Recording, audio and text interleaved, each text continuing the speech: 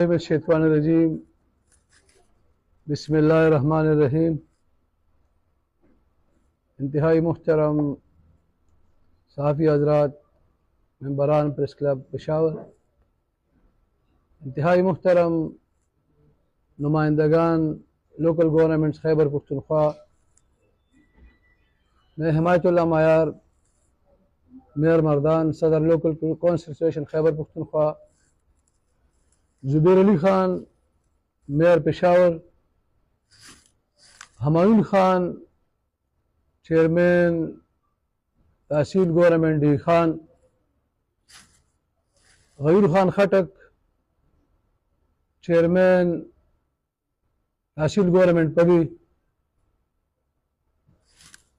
Kalimullah Khan chairman tehsil government शालम Peshawar, Adil Khan chairman tehsil government Lahore, Mian Mahfooz Rahman chairman इंसी बनो, हारून ख़ान सिफत चेयरमैन तहसील गवर्नमेंट इश्तखरा, इंतज़ार खलील साहब कोऑर्डिनेटर लोकल कॉन्स्टिट्यूशन, हमारे तमाम उहदेदारान नुमाइंदगान लोकल कॉन्स्टिट्यूशन, मुख्तलिफ जुमातों से हमारा ताल्लुक़ है। यहाँ पे जमीयत उलमा इस्लाम, मुस्लिम लीग नून, पाकिस्तान पीपल्स पार्टी, पाकिस्तान तहरीक इंसाफ, अवामी नेशनल पार्टी के नुमाइंदगान आपके सामने हैं और आपसे मुखातिब हैं।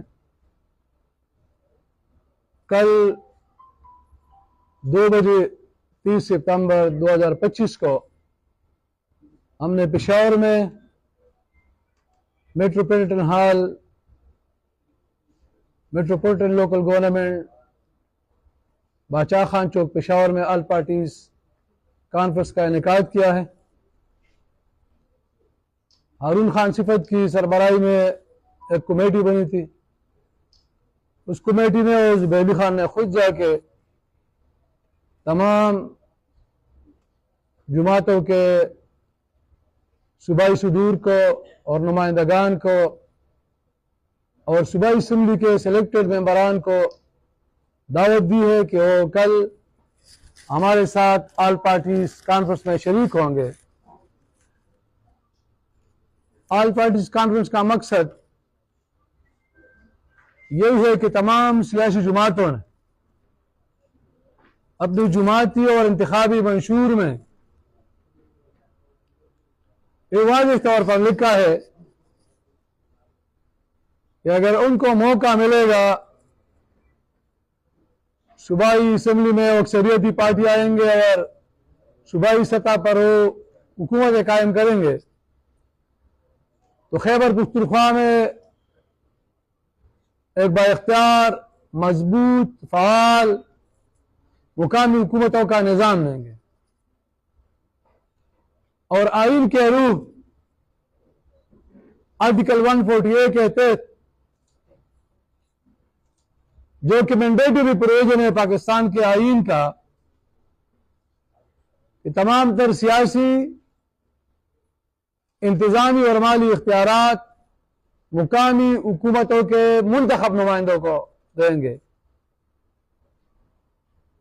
और जितनी भी समाजी खिदमात की फराहमी की इदारे हैं और निचली सतह पर मुंतकिल करके मुकामी हुकूमतों के इख्तियार में देंगे ताकि निचली सतह पर अच्छी हुक्मरानी कायम हो, ताकि निचली सतह पर म्यूनिसिपल और समाजी खिदमात की फराहमी बेहतर हो, ताकि निचली सतह पर मुकामी तरक्की हो और उसमें अवाम की निचली सतह पर शराकतदारी हो और रोज़ाना के मसाइल जो लोगों के होते हैं वो उनके दहलीज पर हल हो।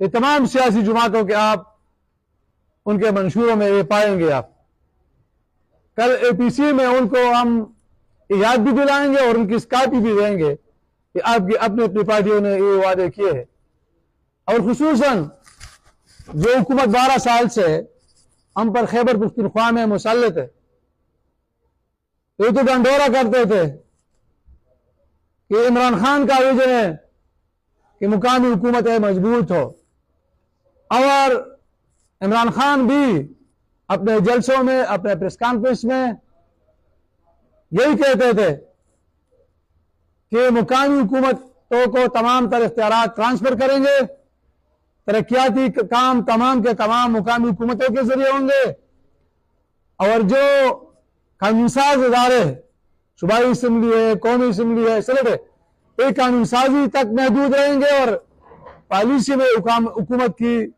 गाइडेंस करेंगे।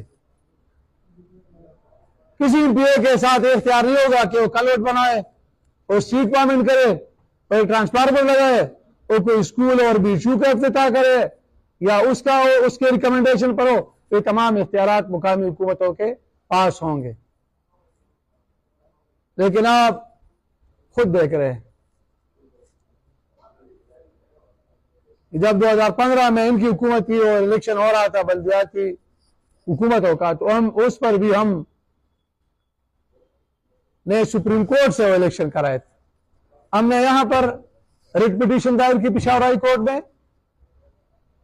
पेशावर हाई कोर्ट ने फैसला दे दिया कि मुकामी हुकूमतों को इलेक्शन कराए, तो सूबाई हुकूमत सुप्रीम कोर्ट में उसके खिलाफ चली गई, तो सुप्रीम कोर्ट ने भी फैसला दे दिया, तो 2015 में मुकामी हुकूमतों के इंतखाबात मुमकिन हो सके। और इसी तरह जब 2019 में उन मुकामी हुकूमतों का टेनेवर खत्म हुआ, तो उनने निजाम में तब्दीली की, और जो मुकामी हुकूमतों के निजाम की जो बॉडी है और उसका जो सर था, जिल्ली हुकूमत, उसको इबालिश किया गया, उसको खत्म किया गया। तहसील की सतह पर हुकूमतें कायम की, लेकिन उनको इलेक्शन नहीं करा सके 2019 से 2021 दिसंबर तक। 19 दिसंबर 2021 को जो इलेक्शन हुए, वो भी हमने हाई कोर्ट में यहां पे रिट पिटीशन दायर की थी। उस पर पेशावर हाई कोर्ट ने फैसला दे दिया कि आईनी जरूरत है कि मुकामी हुकूमतें मौजूद हो, तो इलेक्शन का उन्होंने डायरेक्शन दिया। उसके खिलाफ सुप्रीम कोर्ट में चले गए। सुप्रीम कोर्ट ने भी हमारे हक में फैसला दे दिया, तो एक मरहले में 19 दिसंबर 2021 को और दूसरे मरहले में 31 मार्च 2022 को यहां पे इलेक्शन का इनेकाद हुआ। फिर जो पहले मरहले वाले थे, हमने अपना हल या पहला इजलास हमारा हुआ 15 मार्च 2022 को। तो जब हमने हल भी ले लिया और इनको पता था कि ये तो अपोजिशन के लोग ज्यादा आ गए हैं, तो 12 अप्रैल 2022 को इन्होंने बहुत ड्रास्टिक अमेंडमेंट लाए। उस वक्त महमूद खान वज़ीर आला था। इतने ड्रास्टिक अमेंडमेंट लाए कि बिल्कुल निजाम को मफलूज किया, बिल्कुल डिस्फंड किया। हमारे जो इख्तियारात दर्ज थे लोकल गवर्नमेंट एक्ट में, उन इख्तियारात को उन्होंने उससे निकाल कर उन्होंने कहा कि रूल्स ऑफ बिजनेस में देंगे। और इसके साथ ही उन्होंने एक ऐसा अमेंडमेंट लाया कि जो section 30 sub section 2 class B था, कि जिसके जरिए अगर पीपीसी अवार्ड के तहत हमें फंड मिल लेते तो उसके जरिए मिल लेते हमारे ग्रांट्स। अगर किसी सूबाई विफाकी या किसी बाहर वाले इदारे से हमें फंड मिल लेते तो वो भी इसी सेक्शन के तहत मिल लेते। उसको बिल्कुल डिलीट किया, हजफ किया उस कानून से। तो फंड्स का तो फिर सवाल ही पैदा नहीं होता था कि अभी तक हमें नहीं मिले फंड। और साथ ही सेक्शन 2 जो था लोकल गवर्नमेंट एक्ट का, और उसमें जो हमारे फंक्शंस उसमें मेंशन थे, उससे भी बहुत सारे फंक्शन उड़ा लिए। और या इस तरह की उसमें लेजिस्लेशन के उसमें सूबाई हुकूमत को इख्तियार दिया कि वो डायरेक्ट उसमें इंटरवेंशन कर सकते हैं।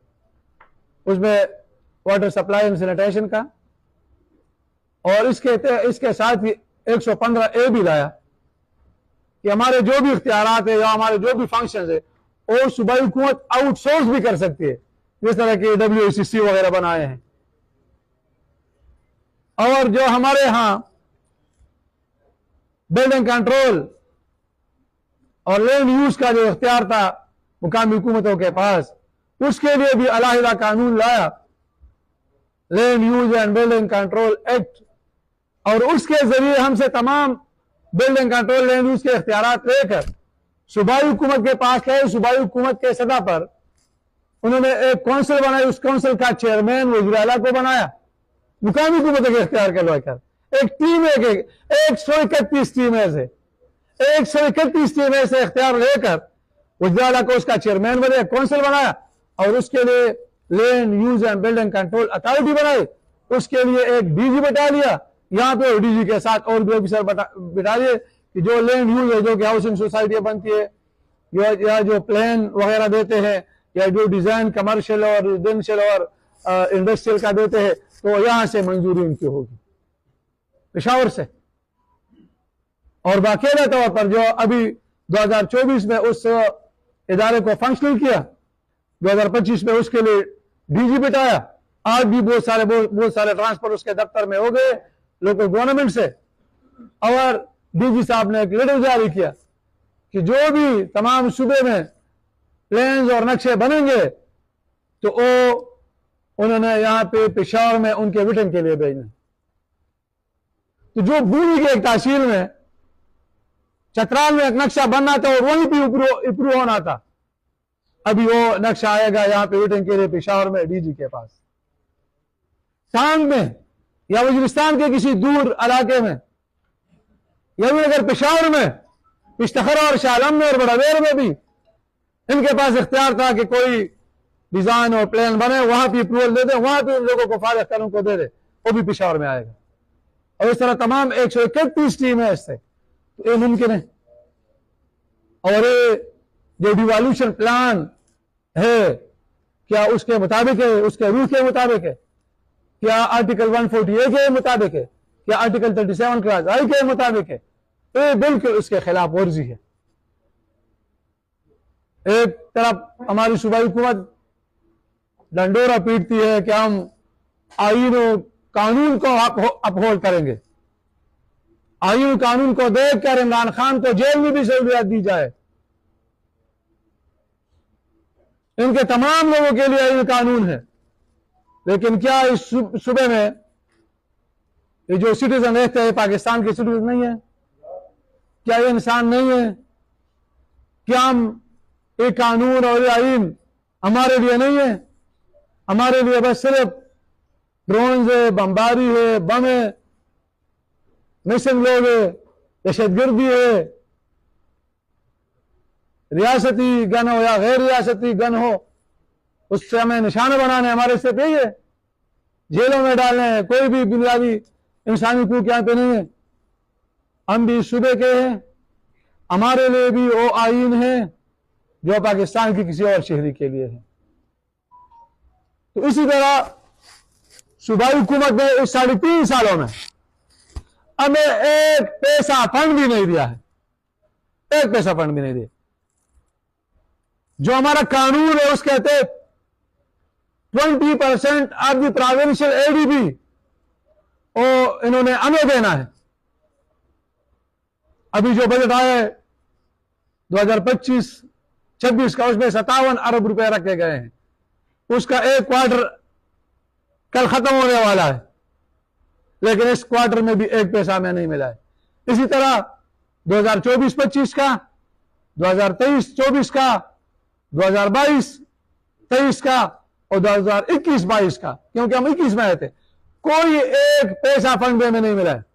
और उसमें जो रखे गए थे 2021-22 में 33 अरब रुपए थे, 2022-23 में 34 अरब रुपए थे, 2024-25 में कोई 28 अरब रुपए थे, अभी 57। लेकिन इन पैसों में कोई ये बनते हैं मेरे ख्याल में 150 अरब रुपए, इसमें कोई एक पैसा भी हमें नहीं दिया गया है, एक पैसा भी नहीं मिला है। ये PTI की सूबाई हुकूमत है, आईन कानून की बात करती है, लेकिन आईन कानून पर कोई भी अमल दरामद नहीं करते। आपको पता है, हमने इख्तियारात के लिए हम अदालतों में भी गए, लेकिन हमने एहतजाज भी किए। हम सूबाई असम्बली के सामने हमने एहतजाज किया, हम पर जालिमाना लाठीचार्ज भी किया गया, आंसू शिल भी पहन के गए, हमारे साथी जख्मी भी हुए, गिरफ्तार भी हुए, वज़ीर साहब से मुलाकातें और मुज़ाकरात भी हुए। वज़ीर साहब ने खुद मीडिया के सामने और सोशल मीडिया के सामने आकर खुद बयान भी जारी किया कि हम इख्तियारात भी बहाल करेंगे, हम फंड भी देंगे और हम तोसी भी देंगे निज़ाम में, क्योंकि आपने अपने इख्तियारात इस्तेमाल नहीं किए तो अर्ज पर कहा है। और यहां तक कि पेशावर हाई कोर्ट में हमने जो तोसी का केस दाखिल किया हमने नहीं किया।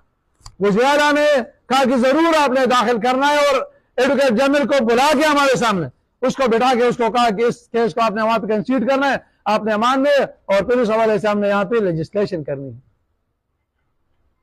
लेकिन अभी तक जितनी भी तारीखें हुए, एडवोकेट जनरल है वहां पे येस नहीं किया है, कंसीड नहीं किया इसको, और न इन्होंने कोई लेजिस्लेशन हवाले से किए। तो ये बिल्कुल एक झूठी हुकूमत है, एक झूठा वज़ीर आला है, और इसने जितने भी वादे किए हैं वो झूठ पर मबनी है। इसलिए इस जरूरत पड़ी कि हम एपीसी बुलाए, एपीसी के सामने रख ले, एपीसी के सामने अब कानूनी और आईनी सूरत रखेंगे। आप देख ले पाकिस्तान के आईन का प्रियम्बल देख ले, जो इब्तिदाइया, जो कि उस डॉक्यूमेंट का हिस्सा है जिस पर सुप्रीम कोर्ट ऑफ पाकिस्तान के भी आए हैं फैसले, और उसमें यह है कि रियासत अपनी इख्तियारात को अवाम के मुंतखब नुमाइंदों के जरिए एक्सरसाइज करेगी। फिर आप देख ले आर्टिकल 2A पाकिस्तान के आईन का, उस आर्टिकल 2A के तहत जो ऑब्जेक्टिव रिजोल्यूशन है, करारदाद मकासद है, जिसमें डिसेंट्रलाइजेशन है, जिसमें डिवॉल्यूशन है, उसमें वादा किया, उसके लिए किया गया, उसमें भी यही लिखा हुआ है कि रियासत अपने इख्तियारात को आवामी नुमाइंदों के जरिए एक्सरसाइज करेगी। फिर आप देख ले आर्टिकल 7, आर्टिकल 7 में आईन का तारीफ किया गया, उसमें लिखा है कि आईन क्या है, आईन सॉरी स्टेट क्या है, रियासत क्या है, रियासत की तारीफ की गई है।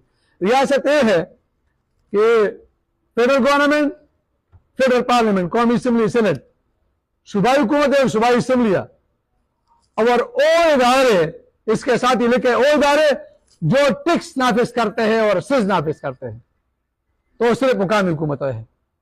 तो मुकामी हुकूमतों के बगैर रियासत पाकिस्तान का तारीफ भी मुकम्मल नहीं है, रियासत पाकिस्तान मुकम्मल नहीं है।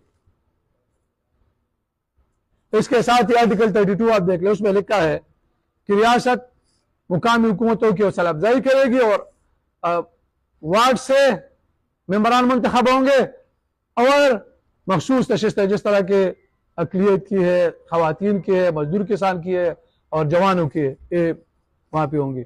इसके साथ ही आर्टिकल 37 क्लास आए देख ले, और डिसेंट्रलाइजेशन और डिवॉल्यूशन के हवाले से बड़ा क्लियर है, उसमें भी शल है, the state shall decentralise its administration, कि रियासत अपनी इंतजामियों को डिसेंट्रलाइज करेगी, निचली सतह पर देगी, ताकि लोगों के जरूरियात आसानी से हल हो, उनके कानूनी इसके लिए, उनके रिक्वायरमेंट्स के हल के लिए इख्तियारात निचली सतह पर हो, डिसेंट्रलाइज और डिवॉल्व के, जिस तरह के मरकज से सुबह के और सुबह से फिर नीचे मुकामी हुकूमतों को। और इस तरह आर्टिकल 140A बड़ा क्लियर है, वो कहते हैं कि each province shall by law establish a local government system and devolve political, administrative and financial responsibility and authority to the elected representative of the local government, कि सूबाई हुकूमत मुकामी हुकूमतों को एक निजाम देगी, सियासी, इंतजामी और माली इख्तियारात मुकामी हुकूमतों के मुंतखब नुमाइंदों को ट्रांसफर करेगी। ये नहीं कि किसी डीसी, कमिश्नर, किसी डिस्ट्रिक्ट कमिश्नर इनको इख्तियारात दे, कोई उनको इख्तियारात नहीं देने, मुंतखब नुमाइंदों के इख्तियारात देने। आज देख ले कानून साजी हो रही है, हर कोई इख्तियार डीसी को, कमिश्नर को, डिस्ट्रिक्ट ऑफिसर को दे रहे हैं। मुख्तलिफ के रजिस्ट्रेशन उन्होंने कराए। और इस तरह आप देख ले फिर आर्टिकल 17 जो कि फंडामेंटल राइट्स में आता है कि शहरियों को यह हक हासिल है कि वो अपने लिए तंजीमें बनाए और अपने लिए सिचुएशन बनाए। लेकिन आइन के प्रियम्बल से देखकर आर्टिकल 148 तक आप देख ले